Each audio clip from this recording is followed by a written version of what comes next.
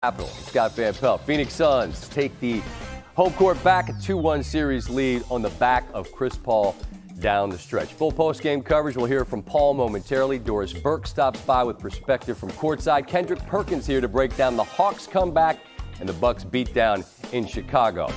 Three things from this Suns victory. Someone has to step up in the absence of Devin Booker. DeAndre Ayton, more than up to the task. The former #1 overall pick explodes for 28 on better than 60% shooting from the floor. That's the most he's ever scored in a playoff game. You'll recall he had just 10 in the Game 2 loss. Ayton and JaVale McGee anchor the Suns' attack, which dominated in the paint, outscoring the Pelicans 64-40 in the painted area and our leg. Easily the most they've scored inside this series, and after losing home court with that Game 2 loss, Suns grab it right back. In a best-of-7 across postseason history, road team grabbing a 2-1 lead has gone on to win 84% of the time. And Chris Paul was spectacular late and has been remarkable in these last two games, handing out 28 assists without turning the ball over once, according to Elias. That's the most assists without a turnover in a two-game span in NBA postseason history. And Chris Paul kind enough to join us once again. And Chris, I see you guys up there on the interview area when you grab that box score and you take a look. And you heard what I just said about the assists to turnovers. How much does that impress even you? How satisfying is it that it's 28 without a turnover? Man, I'm just happy we got the win, Scott. It's a tough place to play, man. I grew up here.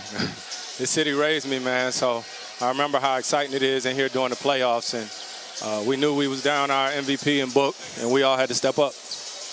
About that, my guy Stanford Steve was mentioning it, right? That's your city back in the day. You know it well. Everybody in the building knows the fourth quarter is your time, and you're going to do your thing, and you do. In the playoffs, what's different about it, Chris, if anything?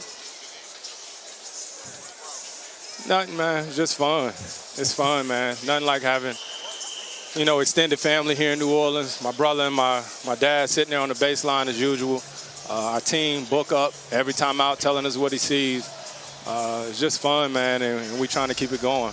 Job's not done. We got one here. We got to get the next one. You mentioned no Book. Obviously, he is a significant presence on this team. He is a superstar. I mentioned what Ayton did in this game, particularly after a disappointing output in Game 2. How proud are you about what the young man gave? Man, that's on me. You know what I mean? That's on me that last game. I got to make sure my big fella get touches. But I credit him for this win. Not only was he making shots and rebounding and playing great defense, but in that fourth quarter, he told me in the timeout, he said, I'm going to get you loose. Shoot the ball. So him just being outspoken like that is big for our team because we need him and we trust him. It's late in some cities, but it ain't late in New Orleans. You said you got family there, and that's my favorite city in the world to find a meal. Please tell me you're going to go someplace, sit down, and enjoy something spectacular right now. Ain't nothing like this city, man. They got the French Quarter Fest going on. They got dessert going on. I know you're a big golfer, you know what I mean? So the fact that we get to stay here is nice to get a win. I bet. Well, let you get to your folks. Enjoy your night. Thanks, as always, Chris, for your time. It's appreciated. Always, Scott. Appreciate it. Thank you, sir. Chris Paul, spectacular night. He daps up Mark Jones there after the Game 3 performance, and as he just alluded to, that fourth quarter is his time. He was great there. But this Pelican team, the 8th seed, right? They had to earn the right to be in this series. They've certainly flashed thus far. Let's show you how Game 3 played out in New Orleans. Ingram. So great to see him on the big stage. Kind of like Booker last year, right? Had never been in the playoffs. Now the world's getting to see what he can do. Well, DeAndre Ayton, Chris Paul said it was his fault. Didn't get his big man touches. Only took 6 shots in Game 2. Only scored 10 points. He had 13 on 6 of 7 shooting in the first quarter. Pelicans down 2. C.J. McCollum. He makes the bucket, but all eyes were on Jackson Hayes and Jay Crowder. Crowder's upset and has to be held back by his teammates and the officials because if you didn't see it in real time, what's that? I'll tell you what it is. It's a flagrant 2, and Hayes is ejected from the game. Crowder was assessed a technical, but that would end the night for Hayes. Just over 4 minutes left in the half. The Suns up 2. Crowder, Ayton, 2 more. Suns up 4. Suns stretching this lead out. Turnaround. Bottoms. 21 in the first half alone. This Pelicans team, when it appeared they might lose touch with the 1 seed, not yet. McCollum within 8. Herbert Jones with the left. That's 3 the hard way. 5-point game. Then Ingram, the thin man. That's what we call Durant. There's a lot of Durant's game in Ingram. Then Jones with the steal. 3-point game. Make it a 1-point game. And these are fantastic fans that are putting their full weight behind the home squad. Suns leading by 1. Chris Paul quiet in the first half. You know that it's about to get loud, and 3 is going to do what he does. Then we get the switch. That's where he is lethal. Gets the roll home. 2:20 to go. Suns have built a 5-point lead. This really was the moment, I think, because it was an extended sequence of rebounds, which leads to another look. This one from Crowder, originally called a 3. It was actually a 2. Next Suns possession. It's still a 5-point game. Paul probing the defense. What are you supposed to do with that? Not much. Suns get the victory. Doris Burke, the legend. So good to talk to you, DB. It's been way too long. And I know what impresses me most about Paul, and it's that he's patient. He waits, and then when it's time, it's his time, and he does his thing. I just wonder, from your vantage point, what impresses you most, Doris, about that? Can I concur 100%? Because the guy had 7 points in the first half. He made a concerted effort to make sure that DeAndre Ayton got the basketball early. Both he and Monty Williams were frustrated that after an inefficient 10 for 15 in game 1 where Ayton was dynamite, he took 6 shots the next time out. That's unacceptable. You've got to have better balance. But then second half comes, and all of a sudden Chris Paul, who is one of the best players in the clutch all season long, they've got 6 of the top 7 guys in the clutch, obviously. Devin Booker not here tonight, but Chris Paul in the season plus 115 in the clutch.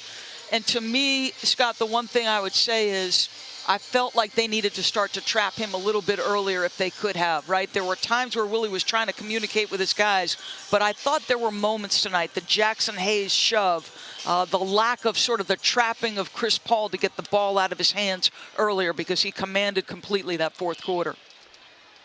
Without Booker, and they're not going to have him in their next game either, having just lost at home against the Pelicans team, and I mentioned it earlier, they're flashing. They're showing what they are hoping to become, right? And McCollum adds to it for sure.